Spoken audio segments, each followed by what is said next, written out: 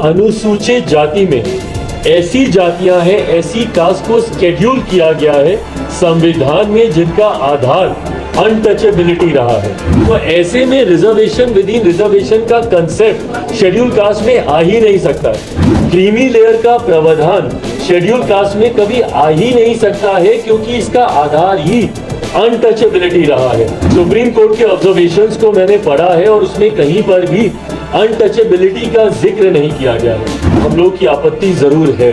जो संविधान में जो आरक्षण लोगों को बाबा साहब ने दिया, चाहे दलित समाज के हो या आदिवासी समाज के, इसमें क्रीमी लेयर और आर्थिक को देख करके नहीं दिया था। जो सदियों से जो भेदभाव छुआछूत चलता आ रहा था, जो डिस्क्रिमिनेशन की जा रही थी, आज भी होता है ऐसा कि भाई दलितों के प्रति किस प्रकार से लोग जो है उनकी मानसिकता है, आदिवासी के प्रति कैसी मानसिकता है, ये उसको गैर बराबरी को हटाने के लिए आरक्षण है। शेड्यूल 9 को लेकर के हम लोग सोमवार तक, हमको लगता है सारी तैयारी हो गई है, हम लोग कोर्ट जाएंगे। देखिए, जैसे अभी आपने कहा कि दलित राजनीति का बड़ा चेहरा, तो मैंने एमपी बनने के बाद भी अपना स्टेटस नहीं बदल पाया ना, तो रहा तो फिर भी दलित ना। मैं यही आपको समझाने की कोशिश कर रहा हूँ कि सुप्रीम कोर्ट के कितने, उस फैसले में कितने जजेस थे, 7 जजेस में से कितने SC/ST के थे, ये देखना पड़ेगा। क्या उनको हमारी पीड़ा का एहसास है? क्या उनको हमारे दर्द का, हमारी आर्थिक स्थिति का, सामाजिक असमानता का, आर्थिक असमानता का और जो जुल्म हम पे होता है उसका एहसास है? क्या उनके पास कोई आंकड़ा है? कहाँ आरक्षण है? आरक्षण कहीं? मैं कह रहा हूँ सबसे पहले वर्गीकरण सुप्रीम कोर्ट से स्टार्ट हो। 250-300 परिवार लोग मिलकर कब तक न्याय करते रहेंगे? क्रीमी लेयर की बात होगी तो जितने बड़े बड़े पॉलिटिशियन या जो IAS बन गए, IPS बन गए, क्या अब उसके बच्चे को किसी भी तरह का आरक्षण नहीं मिलेगा? मुझको लगता है कि इस पर सभी पार्टी के नेताओं को विचार करके ही कोई कदम उठाना चाहिए और जरूरत हो तो अध्यादेश भी लाना चाहिए। नमस्कार, मैं धीरज भारती, मेरे YouTube मंच पर आपका स्वागत है। दोस्तों, सुप्रीम कोर्ट के जस्टिस BR गवई ने गुरुवार को अपने फैसले में कहा कि राज्यों को अनुसूचित जाति एवं अनुसूचित जनजाति के अंतर्गत भी क्रीमी लेयर की पहचान करनी चाहिए ताकि इस वर्ग में संपन्न लोगों को आरक्षण लाभ की सुविधा ना मिले। दोस्तों, जब से यह फैसला सुप्रीम कोर्ट की तरफ से आया है, इस पर सियासत तेज हो गई है। विपक्ष के कई नेता सत्ता पक्ष पर आरोप लगा रहे हैं कि बीजेपी आरक्षण छीनने का काम कर रही है और आरक्षण छीनना ही उसका व्यवहार है। आज के इस वीडियो में मैं बात करूंगा कि वास्तव में इस फैसले के बाद कैसे कैसे लोगों को नुकसान होने वाला है और किन लोगों को फायदा होने वाला है, और इससे रिलेटेड सभी महत्वपूर्ण बिंदुओं पर विस्तार से चर्चा करेंगे। लेकिन इसके लिए वीडियो में लास्ट तक बने रहना होगा ताकि आप यह समझ सकें कि इस फैसले से वास्तव में हमारा लाभ होगा या हानि होगी। और आपको इसमें यह भी दिखाऊंगा कि इस निर्णय पर राजनेताओं के क्या बयान आए हैं और क्या वह वास्तव में समाज के लिए लड़ रहे हैं या सिर्फ अपनी सियासत चमका रहे हैं।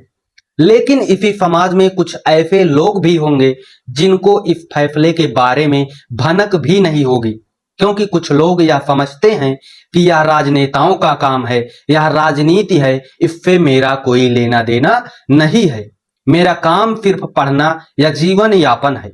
लेकिन मैं आपको बता दूं कि आप जो भी काम कर रहे हैं उसके साथ साथ आपको यह भी ध्यान रखना चाहिए कि हमारे समाज में कौन कौन से बदलाव हो रहे हैं, तभी आप समाज में बराबर का हिस्सेदार हो पाएंगे। वरना यह समाज आपको दबा देगा और आपको पता भी नहीं चलेगा। जब तक आप जानेंगे तब तक बहुत देर हो चुकी होगी और उस जागने का कोई मतलब नहीं होगा, कोई फायदा नहीं होगा। फिलहाल चलिए इस फैसले के विश्लेषण की शुरुआत करते हैं। तो दोस्तों, सुप्रीम कोर्ट की 7 जजों की संविधान पीठ ने अपने फैसले में अनुसूचित जाति एवं अनुसूचित जनजाति के तहत आरक्षण कोटे के अंदर कोटा का उपवर्गीकरण करने की अनुमति प्रदान की है। राज्यों के पास इन श्रेणियों की वंचित जातियों के विकास के लिए अनुसूचित जाति और अनुसूचित जनजाति में उपवर्गीकरण करने का अधिकार दिया गया है। सुप्रीम कोर्ट के जस्टिस BR गवई ने अपने फैसले में कहा कि राज्यों को अनुसूचित जाति एवं अनुसूचित जनजाति के अंतर्गत भी क्रीमी लेयर की पहचान करनी चाहिए ताकि ऐसे लोगों को आरक्षण की सुविधा ना मिल सके। वहीं खंडपीठ के दूसरे जज जस्टिस विक्रमनाथ ने कहा कि जिस तरह से अन्य पिछड़े वर्ग श्रेणी में क्रीमी लेयर सिद्धांत लागू होता है, उसी तरह से अनुसूचित जाति और अनुसूचित जनजाति में क्रीमी लेयर का नियम लागू होना चाहिए। दोस्तों, यहाँ पर एक शब्द क्रीमी लेयर का इस्तेमाल किया गया है, तो आइए जानते हैं कि आखिर यह क्रीमी लेयर क्या है। अन्य पिछड़े वर्ग कैटेगरी के तहत मिलने वाले आरक्षण के लिए क्रीमी लेयर शब्द का इस्तेमाल किया जाता है। क्रीमी लेयर के तहत उन लोगों को शामिल किया जाता है जो आर्थिक, सामाजिक और शैक्षिक रूप से उस कैटेगरी के पिछड़े लोगों के मुकाबले संपन्न है। क्रीमी लेयर के तहत आने वाले लोगों को रोजगार और शैक्षणिक संस्थानों में आरक्षण का लाभ नहीं मिलता है। साल 1971 में सबसे पहले सत्तानाथन आयोग द्वारा क्रीमी लेयर शब्द का इस्तेमाल किया गया था। सत्तानाथन आयोग ने निर्देश दिया था कि अन्य पिछड़े वर्ग के तहत क्रीमी लेयर में आने वाले लोगों को सिविल सेवा के पदों पर नियुक्त के लिए आरक्षण के दायरे से बाहर रखा जाए। माता पिता की आय को ध्यान में रखते हुए इसे क्रीमी और नॉन क्रीमी लेयर में विभाजित किया गया है। अगर अन्य पिछड़े वर्ग के व्यक्ति के परिवार की आय 8 लाख से अधिक है तो वह व्यक्ति क्रीमी लेयर के अंतर्गत आता है। अगर आय 8 लाख से कम है तो वह व्यक्ति नॉन क्रीमी लेयर के अंतर्गत आता है। आपको मैं यहाँ पर बता दूं कि क्रीमी लेयर और नॉन क्रीमी लेयर में विभाजन करने के लिए केवल परिवार की आय ही मायने नहीं रखती, बल्कि कई फैक्टर काम करते हैं। तो अब हम लोग यह जानेंगे कि वह कौन कौन से फैक्टर हैं जो कि समाज को क्रीमी लेयर और नॉन क्रीमी लेयर में विभाजित करने के लिए काम करते हैं। साल 1992 के इंदिरा साहनी मामले की सुनवाई करते हुए सुप्रीम कोर्ट ने ओबीसी के क्रीमी लेयर के मानदंड निर्धारित करने के लिए एक विशेषज्ञ कमेटी का गठन किया था। यह कमेटी सेवानिवृत्त जज RN प्रसाद के नेतृत्व में गठित की गई थी। इस कमेटी के सुझाव पर 8 सितंबर 1993 को कार्मिक और प्रशिक्षण विभाग, जिसे DOPT भी कहते हैं, ने ओबीसी के क्रीमी लेयर के लिए कुछ निर्देश जारी किए हैं। यह निर्देश आय, स्थिति और रैंक की श्रेणियों के तहत सूचीबद्ध किया गया है। जैसे अगर हम पहले इंस्ट्रक्शन की बात करें तो अन्य पिछड़े वर्ग का वह व्यक्ति जो सरकारी कर्मचारी नहीं है, उसके माता पिता की वार्षिक आय 8 लाख रुपए प्रति साल है, तो वह व्यक्ति क्रीमी लेयर के अंतर्गत आएगा, यानी कि उसको आरक्षण का लाभ नहीं मिलेगा। वहीं दूसरे इंस्ट्रक्शन की बात करें तो जिनके माता पिता गवर्नमेंट जॉब में हैं और उनका पद व रैंक प्रथम श्रेणी के अफसर का हो तो उन्हें भी क्रीमी लेयर के अंतर्गत रखा जाएगा, यानी कि उन्हें भी आरक्षण का लाभ नहीं मिलेगा। वहीं अगर हम तीसरे इंस्ट्रक्शन की बात करें तो 14 अक्टूबर 2004 को जारी DOPT में क्रीमी लेयर का निर्धारण करते समय वेतन या कृषि जमीन से होने वाली आमदनी को शामिल नहीं किया गया है।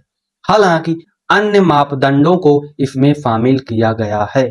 अभी मैंने जो 3 इंस्ट्रक्शन बताए, अगर इन तीनों में से एक भी आप फॉलो करते हैं तो आप क्रीमी लेयर के अंतर्गत आते हैं, ओबीसी समाज, और उनको आरक्षण का लाभ नहीं दिया जाएगा, यानी कि उनके बच्चों को आरक्षण का लाभ नहीं मिलेगा।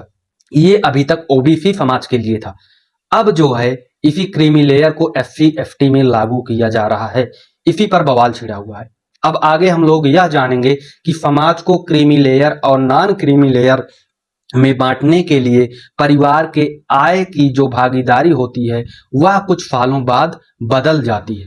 तो अब हम लोग यही जानेंगे कि साल दर साल क्रीमी लेयर और नॉन क्रीमी लेयर में विभाजन के लिए आय किस प्रकार से वैरी करती है। साल 1971 में गठित सत्तानाथन कमेटी ने क्रीमी लेयर के तहत अन्य पिछड़े परिवारों की सभी स्रोतों से माता पिता की कुल वार्षिक आय 1 लाख रुपए प्रति साल निर्धारित की थी।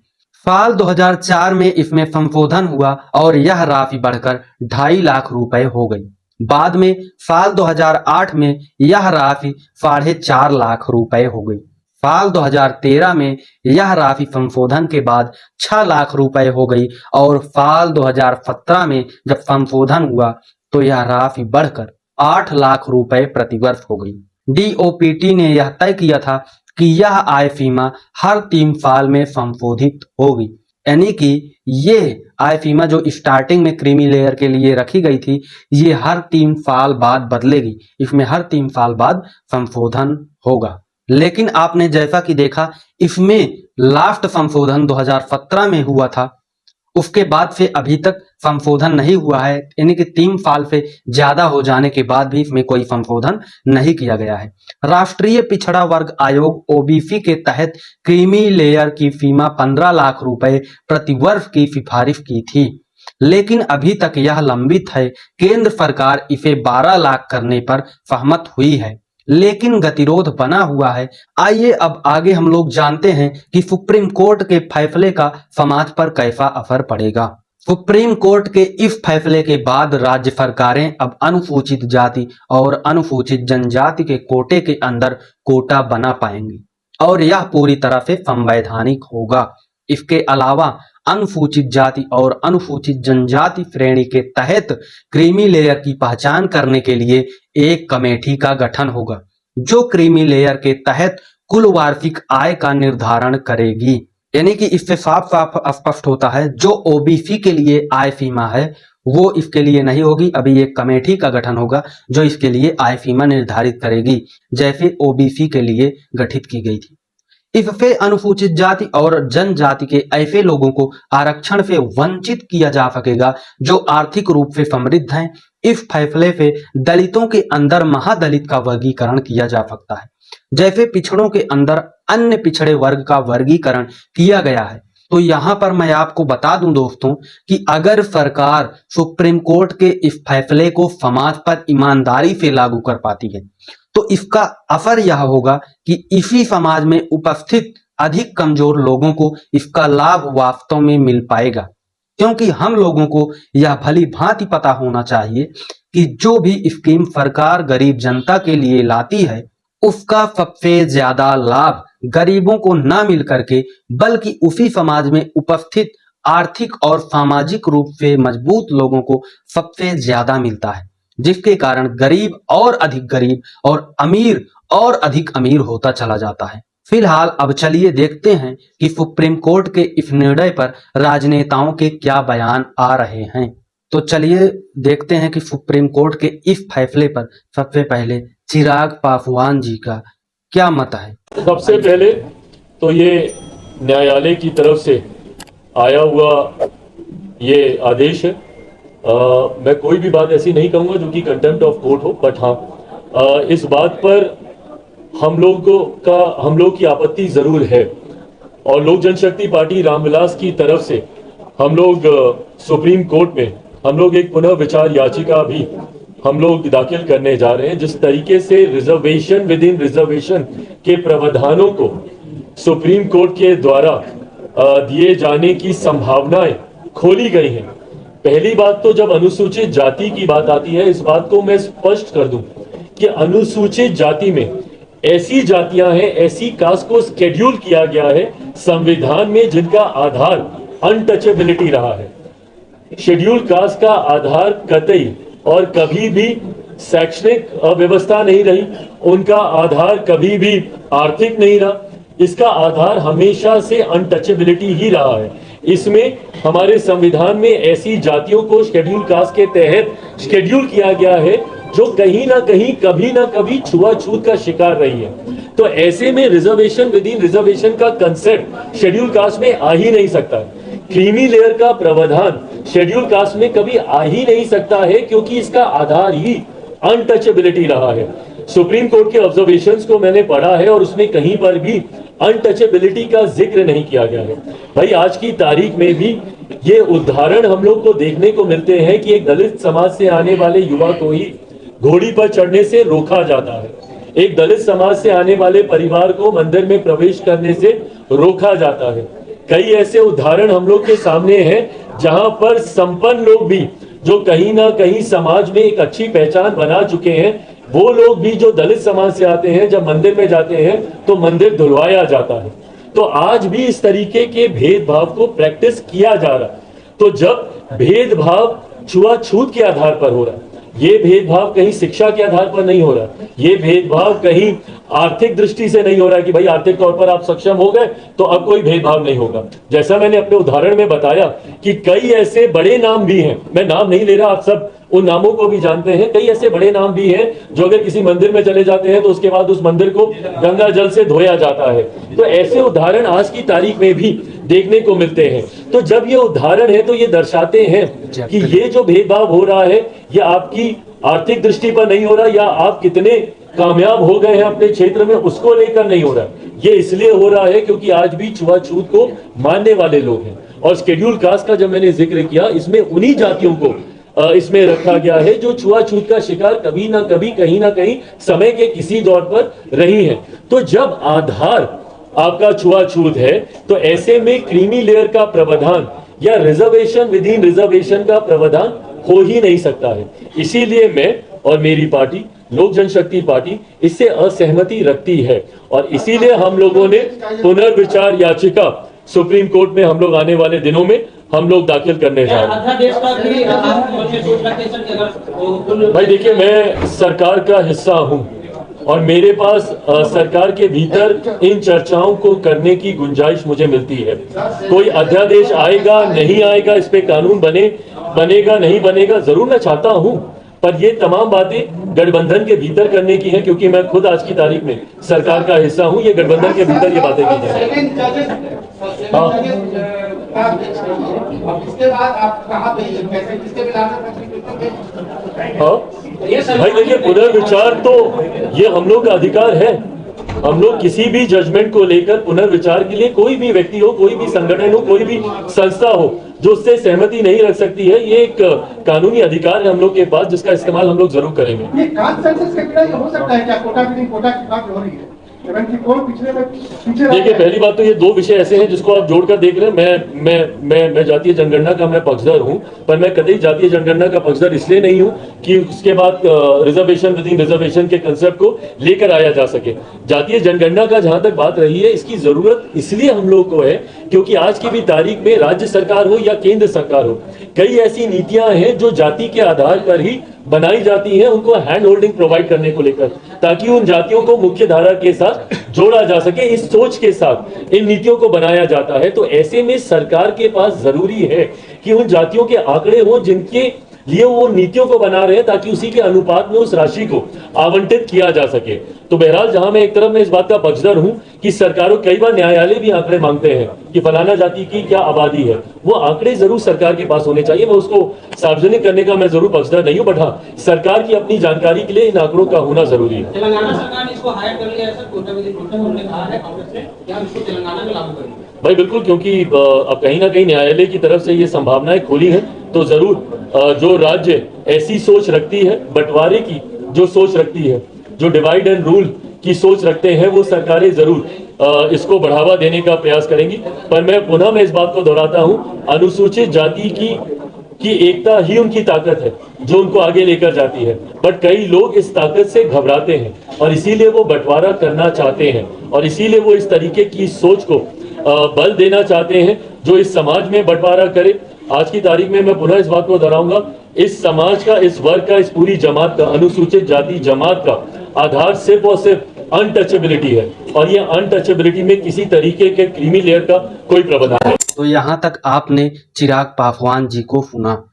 तो चिराग पासवान जी का सीधा सा विचार है इस पर कि जो SC ST को रिजर्वेशन मिला था उसका सिर्फ और सिर्फ मुख्य कारण आर्थिक और शैक्षणिक कमजोरी नहीं थी। सबसे बड़ा कारण उसका जो था वो अनटचेबिलिटी था, यानी कि छुआछूत था। समाज जो है उनको अलग नजर से देखता था।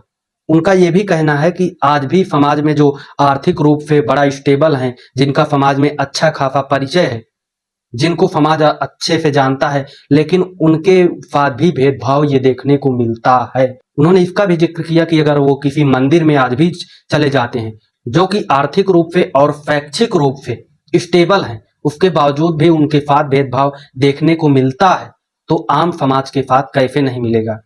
तो उनका सीधा सा मतलब है कि ये जो निर्णय आया है ये केवल डिवाइड करने का निर्णय है, यानी कि उस समाज में भी जो एक साथ हो रहे हैं उनको दो भागों में बांट दिया जाए कि आप तो स्टेबल हैं तो दोनों अलग अलग हो जाएंगे, तो उनका ओट बट जाएगा और ओट बट जाएगा, तो इस प्रकार से कुछ राजनीतिक पार्टियों को फायदा हो जाएगा।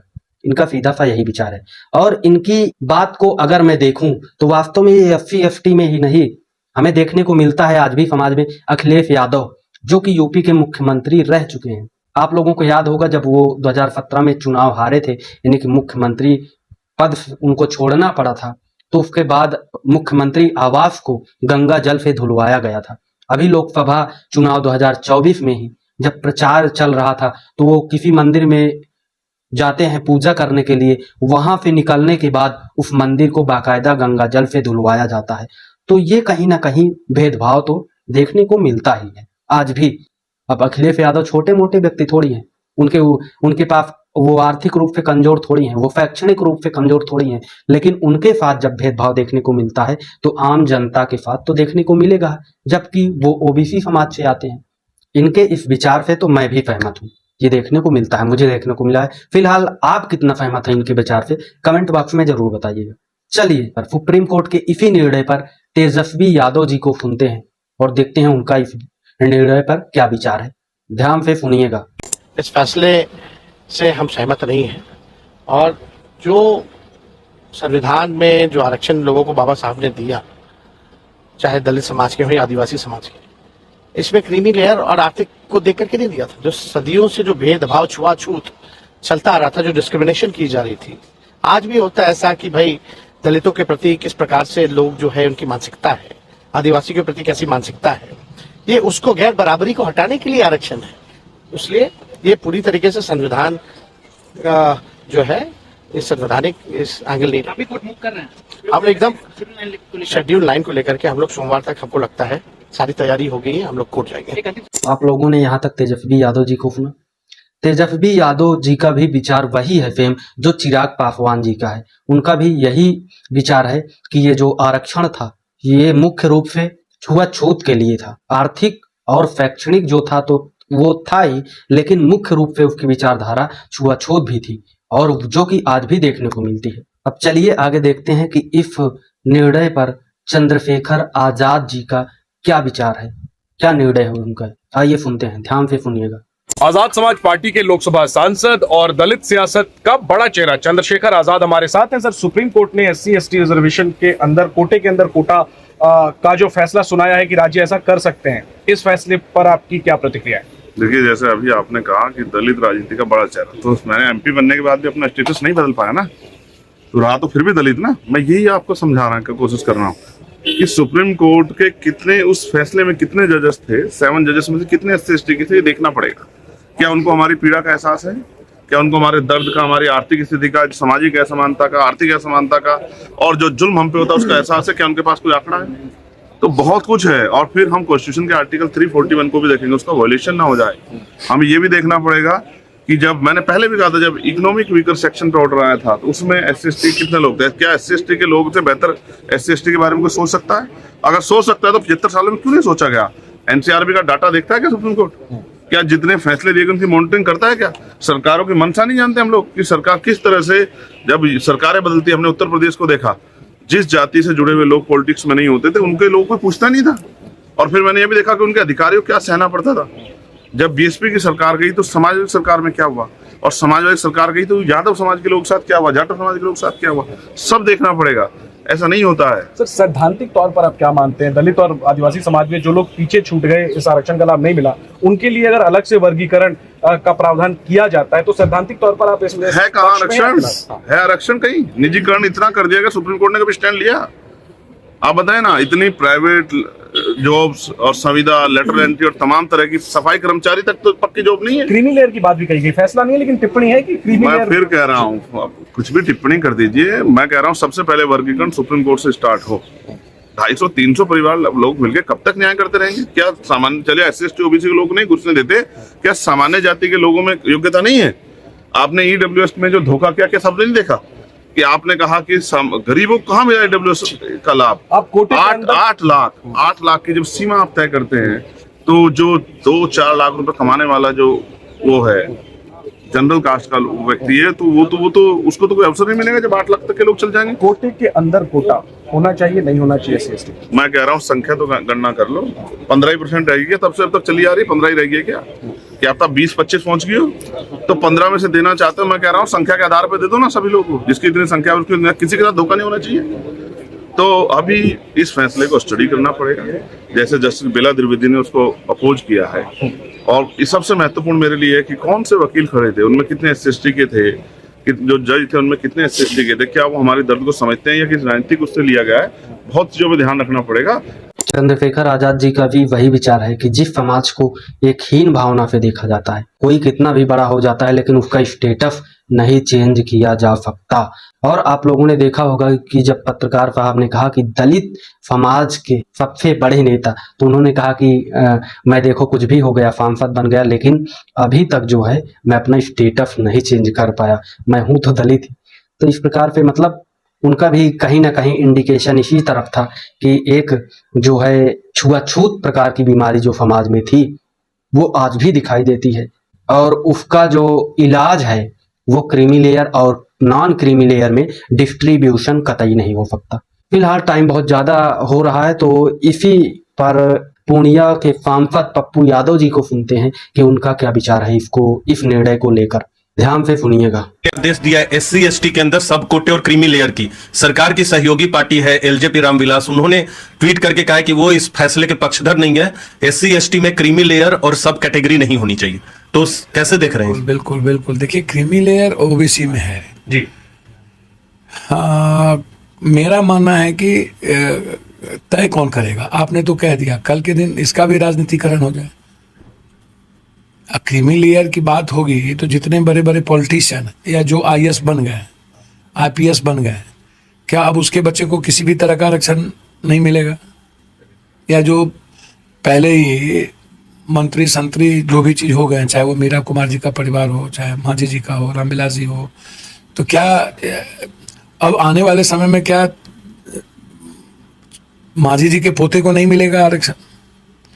तो यह एक सवाल है। ये हो सकता है कि हम खुद आरक्षण नहीं लें या आरक्षण की आवश्यकता हमको नहीं हो, लेकिन ST/SC में क्रीमी लेयर, मुझको लगता है कि इस पर सभी पार्टी के नेताओं को विचार करके ही कोई कदम उठाना चाहिए, और जरूरत हो तो अध्यादेश भी लाना चाहिए। अभी तक नेताओं के जो बयान आ रहे हैं इस फैसले पर, विपक्ष के नेताओं ने असहमति तो जताई ही जताई है, ठीक उसी के साथ साथ सत्ता पक्ष के साथ जो गठबंधन में पार्टियां हैं उसमें से भी कई नेताओं के बयान जो आए हैं अभी तक, उसमें असहमति देखने को मिली है। चाहे चिराग पासवान को देख लीजिए, और JDU के ऐसे ही कई नेता हैं, अशोक चौधरी को देख लीजिए, जो है अभी तक ये असहमति ही आई है। फिलहाल इस पर आगे क्या निर्णय होने वाला है, क्योंकि तेजस्वी यादव जी ने सोमवार तक सुप्रीम कोर्ट जाने की तैयारी के बारे में भी जिक्र किया है, और चिराग पासवान जी ने भी सुप्रीम कोर्ट में पुनर्विचार याचिका दायर करने की बात की है। फिलहाल ये आगे देखने वाली बात होगी कि आगे होता क्या है। जो भी निर्णय इससे रिलेटेड आएगा मैं आगे जानकारी आप लोगों को देता रहूंगा। फिलहाल ऐसे ही वीडियो से अपडेटेड रहने के लिए चैनल पर नए हैं तो चैनल को सब्सक्राइब करें, वीडियो को लाइक करें और नोटिफिकेशन बेल को भी ऑन कर लें, ताकि आने वाली वीडियो की नोटिफिकेशन सबसे पहले आप तक पहुंचे। बहुत बहुत धन्यवाद, मिलते हैं एक नई वीडियो में। Thank you.